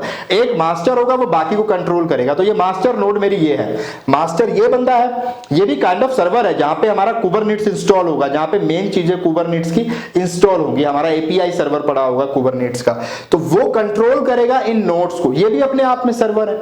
बात समझ आ रही है? तो क्लस्टर किन दो चीजों से मिलकर बनता है, मास्टर और नोड। अब क्लस्टर में भी ना 3 तरह के क्लस्टर हो सकते हैं। एक क्लस्टर हो सकता है जहां पे एक मास्टर है और एक ही नोड है आपके पास, ये मेरी मास्टर है और ये मेरा नोड है। एक क्लस्टर आपके पास ये हो सकता है, एक मास्टर एक नोड। एक क्लस्टर आपके पास हो सकता है मास्टर तो एक है पर नोड आपके पास मल्टीपल है, मल्टीपल नोड आपके पास है, ऐसा क्लस्टर भी आपका हो सकता है। एक क्लस्टर आपका ये भी हो सकता है कि मल्टीपल मास्टर है, मल्टीपल नोड है ना, मल्टीपल मास्टर है, मल्टीपल नोड आपके पास अवेलेबल है। तो इस तरीके से भी क्लस्टर आपका हो सकता है। तो क्लस्टर तीनों में से किसी भी तरीके का हो सकता है। हमारे केस में हमने एक मास्टर लिया है, बाकी हमने नोड लिया है। मास्टर कुछ नहीं है, ये एक काइंड ऑफ सर्वर ही है। यहां पर नोड भी अपने आप में एक सर्वर ही है, ठीक है। लेकिन आप बहुत अच्छे से जानते होंगे क्योंकि आप डेवऑप्स की मेरी सीरीज स्टार्टिंग से पढ़ते आ रहे हैं, तो आपको पता होगा कि क्लाइंट सर्वर आर्किटेक्चर क्या होता है, मास्टर स्लेव क्या होता है, ये सब चीजें आप जानते हैं, ठीक है। मास्टर और नोड, तो ये दो बातें हो गई, यानी दो चीजें हमारे पास होती है, मास्टर और नोड, या वर्कर भी आप उसे कह सकते हैं।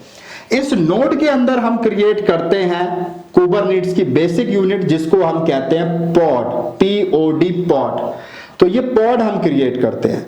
अब इस नोड के अंदर आप एक पॉड भी क्रिएट कर सकते हैं, 2 पॉड भी क्रिएट कर सकते हैं, एनी नंबर ऑफ पॉड आप क्रिएट कर सकते हैं। मैंने सपोज यहां पे 2 पॉड क्रिएट कर दिए, ऊपर वाले में 1 पॉड क्रिएट कर दिया।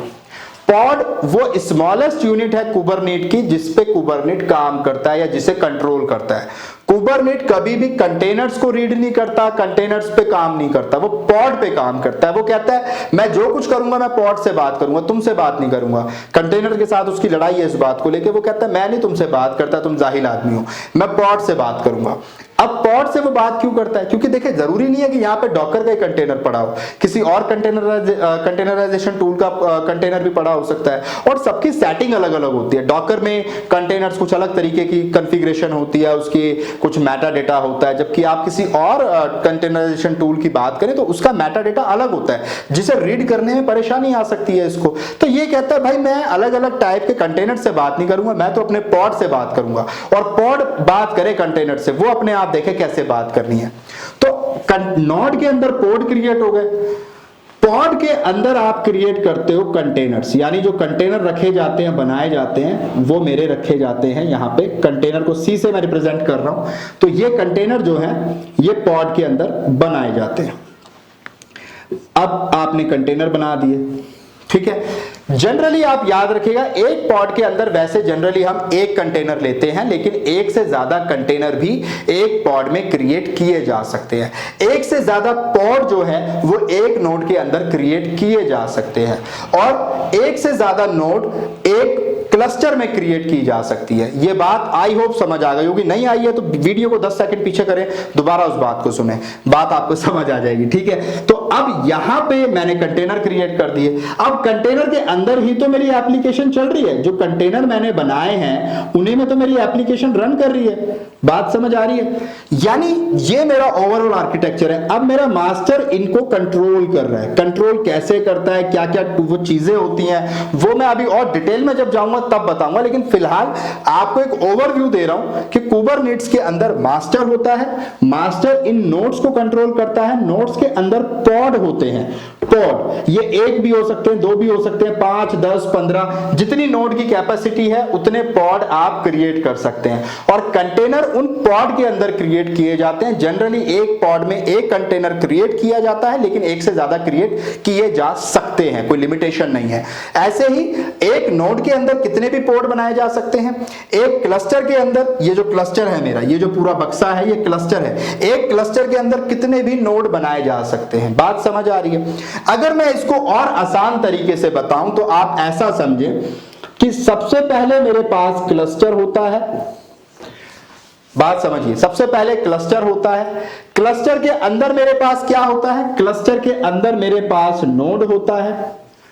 नोड, ये रहा नोड। नोड के अंदर मेरे पास क्या चीज होती है, नोड के अंदर मेरे पास पॉड नाम की चीज होती है, जो कि स्मॉलेस्ट यूनिट ऑफ कुबरनेटिस है। स्मॉलेस्ट यूनिट या फिर एटॉमिक यूनिट भी आप इसे कह लें, स्मॉलेस्ट यूनिट, यानी कुबरनेट की सबसे छोटी यूनिट यही है जिसपे कुबरनेट काम करता है। पॉड के अंदर क्या होता है, पॉड के अंदर आपका कंटेनर होता है, वो डॉकर कंटेनर हो सकता है, कोई और कंटेनर हो सकता है, और उस कंटेनर के अंदर क्या होता है, उस कंटेनर के अंदर आपकी एप्लीकेशन माइक्रो सर्विस चल रही होती है। एप्लीकेशन कह लें आप, माइक्रो सर्विस कह लें, वो आपकी रन कर रही होती है। तो ये एक ओवरऑल आर्किटेक्चर है जो आई होप आपको समझ आ गया होगा कि एक क्लस्टर होता है, उसके अंदर बहुत सारी नोड हो सकती हैं, एक से ज्यादा हो सकती हैं। एक नोड के अंदर एक से ज्यादा पोड हो सकते हैं, एक पोड के अंदर एक से ज्यादा कंटेनर्स हो सकते हैं, और हर कंटेनर के अंदर एक माइक्रो सर्विस चल रही होती है। तो ये सारी बातें एक ओवरऑल आपको एक आर्किटेक्चर में जस्ट एक समझाना चाहता था, एक बुनियादी पिक्चर आपके माइंड में कुबरनेटिस को लेकर क्लियर करना चाहता था, जो शायद हो गई होगी मुझे लगता है। बहुत बातें हैं, अभी तो मैंने जस्ट एक ओवरव्यू दिया। ओवरव्यू इसलिए दिया है, आज ही अगर सारा बता दूंगा तो शायद डाइजेस्ट करना थोड़ा मुश्किल हो जाएगा, क्योंकि मुझे लगता है कि आज के लिए इतना बहुत है। मैं बताने को इससे डिटेल में अब जो एक्चुअल आर्किटेक्चर है वो बता सकता हूं, पर मुझे ऐसा लग रहा है लेक्चर बहुत लंबा हो रहा है और डिटेल में बहुत सारी बातें आपके साथ करने के लिए गुफ्तगू मेरे पास हमेशा होती है। पर अगले लेक्चर में इसको मैं फिर यहीं ब्रेक कर देता हूं। आगे बहुत सारी चीजें अभी पेंडिंग है थ्योरी के अंदर, लैब तो और आगे करेंगे ही हम, लेकिन थ्योरी में अभी इसका जो एक्चुअल आर्किटेक्चर है, जिसमें हमें एपीआई सर्वर भी देखना है, क्यूबसीटीएल भी देखना है, वो सारी चीजें हमें देखनी है, वो अगले लेक्चर में मैं लेके आऊंगा, क्योंकि मुझे लगता है लेक्चर लंबा हो रहा है। इसको लेकिन 2-3 बार देखें, इस लेक्चर को उस लेक्चर के आने से पहले कोशिश करें 2-3 बार निपटा लें, ज्यादा से ज्यादा इंटरनेट पे इसकी मालूमात हासिल करें। मजा आएगा आपको कुबरनेटिस को पढ़ने में, कोई परेशानी नहीं होने वाली। बहुत जल्दी मैं बाकी चीजें भी लेकर आऊंगा। कुबरनेटिस फिनिश होने के बाद डेवऑप्स को हम ऑफिशियली फिनिश कर देंगे। इसका लास्ट लेक्चर भी बनाऊंगा जिसमें आपको सारी बातें बताऊंगा, और उसके बाद कोशिश मैं ये कर रहा हूं कि कुबरनेटिस की ही अलग से जो सीके एक ही सीरीज है कि साहब मैं सर्टिफाइड कुबरनेटिस एडमिनिस्ट्रेटर बना दूं, तो मैं चाहता हूं कि ये भी आपके साथ में शेयर करूं। उसके बाद मैं चाहता हूं कि मैं आपके साथ एज़्योर की 10 सीरीज लेके आऊं, 104 की सीरीज भी, अपडेटेड सीरीज, क्योंकि पुरानी हो गई है। 3-4 साल पहले मैंने माइक्रोसॉफ्ट एज़्योर अपडेट किया था, तो अब काम बहुत ज्यादा है। तो तो खैर मैं लेकिन कोशिश कर रहा हूँ। आप देख रहे होंगे पिछले 1-1.5 महीने से वीडियोस रेगुलर आ रहे हैं, बहुत ज़्यादा हार्डवर्क हमें करना पड़ रहा है। मैं कोशिश कर रहा हूँ जल्दी से जल्दी आपके वीडियोस आज आपको मैं दे पाऊँ, लेकिन दुख मुझे इस बात का है कि ना आप शेयर कर रहे हैं, ना आप कमेंट्स कर रहे हैं, ना आप वीडियो पे लाइक कर रहे हैं। मुझे तो नहीं मजा आ रहा, मैं सही बताऊं बात, फिर आप कहेंगे भूपिंदर सर नाराज हो गए, लेकिन यार सपोर्ट तो करें ना। हम ये सब किसके लिए कर रहे हैं? आज मैं YouTube पे शायद अकेला ऐसा यूट्यूबर हूं जो मतलब इस डिटेल में, मतलब बिल्कुल ट्रेनिंग सेंटर की तरह, बिल्कुल कोचिंग सेंटर की तरह आपको पढ़ा रहा है। यूट्यूबर बहुत है, बहुत ज्यादा सब्सक्राइबर्स हैं उनके पास, कुछ ऐसे भी लोग हैं जो पैसे देके कि कुछ वीडियो देख लो फिर खरीद लो, ऐसे भी खिलाड़ी मौजूद है मार्केट में, लेकिन मैं वो काम नहीं कर रहा। हालांकि हमने भी टेक्निकल गुफ्तगू की जानिब से शुरू किया है कुछ कोर्सेज को रन कराना। लिंक्डइन पे आप पोस्ट देख रहे होंगे कि हमारे कोर्सेज शुरू हुए हैं, ट्रेनर्स कुछ ट्रेनिंग करा रहे हैं, लेकिन उसकी कीमत भी आपने देखी, हम 1000 रुपए 2000 रुपए की कीमत पे पढ़ा रहे हैं, जहां इन ट्रेनिंग्स की कीमत 20-20 हजार रुपए हम 2000 रुपए में पढ़ा रहे हैं। दूसरे ट्रेनर्स हैं वो पढ़ा रहे हैं। तो मेरी कोशिश ये है, देखो हर किसी मकसद से, चाहे मैं YouTube पे पढ़ाऊं, चाहे मैं वहां लिंक्डइन के उस पे मैं हवाले से जो अपडेट्स डाल रहा हूं, जो हमारे ट्रेनर्स पढ़ा रहे हैं, मोटिव एक ही है, आपको पावरफुल बनाना है, आपको जॉब दिलानी है, और मेरा कोई मोटिव नहीं है। मेरा सच में पैसा कमाने का मोटिव नहीं है, ना मैं कमाना चाहता। ऊपर वाले ने जो दिया है मैं उसमें खुश हूं, मुझे सिर्फ और सिर्फ आपकी कामयाबी चाहिए। अब आप कहेंगे कि यार ऐसा कौन बंदा होगा जो दूसरे की कामयाबी चाहता है, अपनी नहीं चाहता? जाहिर तौर पर मैं अपनी भी कामयाबी चाहता हूं, लेकिन मेरी कामयाबी आपकी कामयाबी में छुपी है। क्यों? क्योंकि जब आप ये कहते हैं, देखो एक टीचर के लिए ना ये सबसे बड़ी फख्र की बात होती है जब उसका स्टूडेंट उससे कहता है सर आपके पढ़ाने की वजह से आज मैं फलाना कंपनी में बैठा हूं। हमारा सर यकीन मानिए फख्र से ऊपर हो जाता है। एक बाप का सर तब ऊपर होता है जब उसकी औलाद कामयाब होती है। हमारे लिए वो सारे बच्चे जो कामयाब हो गए ना, वो एक हमारी औलाद है जिन्हें हमने पाला है, जिन्हें हमने पढ़ाया है। तो आप इस बात को समझे, हमारा एक ही मोटिव है, और मैं YouTube के हवाले से सारी सीरीज लाना चाहता हूं। मैं कोशिश ये कर रहा हूं कि जल्दी से जल्दी जितनी भी मार्केट में टॉप टेक्नोलॉजीज हैं वो अगले 1 साल के अंदर मैं आपको दे दूं YouTube के हवाले से। मैं कभी इसको पेड नहीं करने वाला, मैं कभी इसको Udemy पे नहीं लेके आने वाला। मेरी कभी कोई सीरीज आपको Udemy पे नहीं मिलेगी, मिलती भी है तो फ्री मिलेगी, मैं पैसे नहीं लेने वाला। यही वजह है कि मैं खुद पढ़ाता भी नहीं। मुझसे बहुत सारे लोग कहते हैं भूपिंदर सर आप भी पढ़ा लें, आप ऑनलाइन आ जाएं, आप ऑनलाइन लाइव पढ़ाएं, आप जो पैसे कहेंगे हम देने को तैयार हैं। यही तो वजह है। मैं एक वो सीरियल देख रहा था कि मुझे याद नहीं आ रहा, वो मेरे पास तुम, वो एक सीरियल है बड़ा फेमस, तो उसमें मैं देख रहा था कि वो कहता है ना कि कुछ चीज़ें होती हैं उनकी कीमत नहीं लगाई जाती, कीमत लगा दो तो दाम घट जाते हैं। तो असल बात है, आप ना, मेरे को ऐसा लगता है कि मैं नहीं चाहता कि मैं आपको पैसे लेके पढ़ाऊं, मतलब मेरा ईमान नहीं मानता। दूसरे ट्रेनर पढ़ा रहे हैं, मैं उनसे भी कोशिश कर रहा हूं कि वो भी कम से कम पैसों में पढ़ाएं, आपको फीस ज्यादा ना देनी पड़े, उनका खर्चा निकल जाए, उनकी पेमेंट हो जाए, उतना हम लेना चाहते हैं। मतलब मैं चाहता नहीं यार, दिल से ना, मुझे नहीं, मेरा दिल नहीं गवाही देता कि मैं पैसे लेके पढ़ाऊं। आपको जो पढ़ना है YouTube के हवाले से आ जाएगा, टाइम जरूर लगेगा पर मैं फ्री में दूंगा, ठीक है? बस आप सपोर्ट रखें, फेसबुक पे जरूर शेयर किया करें। कुछ लोग करते हैं, उनके लिए मैं दिल से शुक्रिया कहना चाहूंगा। जो लोग नहीं कर रहे लेकिन वो जानते हैं भूपिंदर राजपूत अच्छा पढ़ाता है, हाथ जोड़ के रिक्वेस्ट कर रहा हूं यार, सपोर्ट किया करो। आप ही लोगों के लिए पसीना बहाते हैं। चलें बात को किसी खूबसूरत शेर के साथ खत्म करते हैं। शकील आजमी साहब का कुछ शेर मुझे याद आ रहे हैं कि बहुत कुछ जान के जाना है तुमको, बहुत कुछ जान के जाना है तुमको, बड़ी मुश्किल से पहचाना है तुमको। मुझे जो तुम समझती हो गलत है, मुझे जो तुम समझती हो गलत है, किसी दिन ये भी समझाना है तुमको। एक शेर ये याद आ रहा है कि उसकी दुनिया में नहीं रहता था, उसकी दुनिया में नहीं रहता था, फिर भी मैं उसमें कहीं रहता था। उसकी दुनिया में नहीं रहता था, फिर भी मैं उसमें कहीं रहता था। ये जो वीरान सी आंखें हैं तेरी, बहुत पहले मैं यहीं रहता था। बात को इस शेर के साथ खत्म करूंगा कि मैं भी तुम जैसा हूं, अपने से जुदा मत समझो। मैं भी तुम जैसा हूं, अपने से जुदा मत समझो। आदमी ही मुझे रहने दो, खुदा मत समझो। ये जो मैं होश में रहता नहीं तुमसे मिलकर, ये जो मैं होश में रहता नहीं तुमसे मिलकर, ये मेरा इश्क है, तुम इसको नशा मत समझो। चलें बात को इन्हीं खूबसूरत शेरों के साथ खत्म करते हैं। मिलते हैं अगले लेक्चर में कुबरनेट्स के आर्किटेक्चर के साथ। ख्याल रखिए अपना और दुआओं में याद रखिए।